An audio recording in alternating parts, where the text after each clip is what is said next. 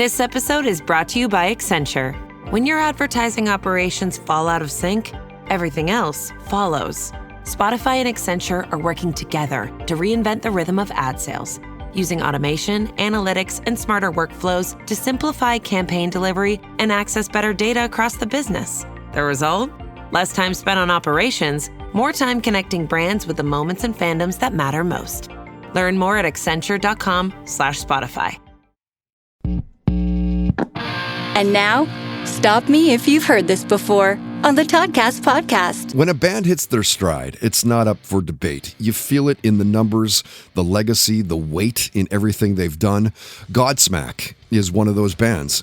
3 consecutive number 1 albums on the Billboard 200, 25 top 10 hits, 12 of them have went to number 1, over 20 million albums sold worldwide. Hell, Boston even made August 6 Godsmack Day. At a certain point, it stops being about breaking through and starts being more about what you've already built. So when singer Sully Erna was a guest, we got into it, talking about binging The Sopranos and Entourage. He told the story of meeting Rush's late drummer Neil Peart.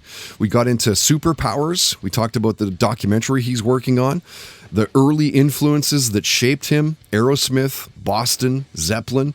He talked about the Scars Foundation and his work raising awareness around mental health. And stop me if you've heard this before, knowing that Sully is a believer. We talked about aliens visiting Earth. Dude, not only visited, man, I am such a strong believer in whole extraterrestrial technology and life on other planets and stuff like that. I'm actually really good friends with Stephen Greer, who released the documentaries Serious Disclosure and Unacknowledged.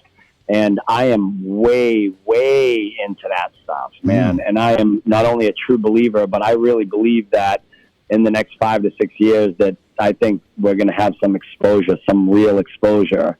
And, I know that they're working on things right now that are going to trap the government into forcing them to expose all the stuff that they have. And if they don't, they're going to release it anyways, because there's way too many people now that have worked for the government, even up to like 5-star generals and, people that aren't crackpots. They're like legit people and they're coming clean with it. And they're just like, listen, this is holding back the human race. This is holding back how we're going to advance. And you guys need to release this technology and stuff because the people are ready for it. And, they're claiming that like, the people can't handle it. But everyone else is saying like, we'll be fine. Like, and if this stuff gets exposed, it could project us 100 years into the future. And so it's one of those things that's very hard for people to believe. And if you're not in tune with it, I can understand why people may think you're a crackpot. I think it's just like too out there to believe, but I truly believe it exists. And I've seen enough to convince me that there's no way it doesn't exist. And it's pretty ignorant to think that we're the only little speck in this universe.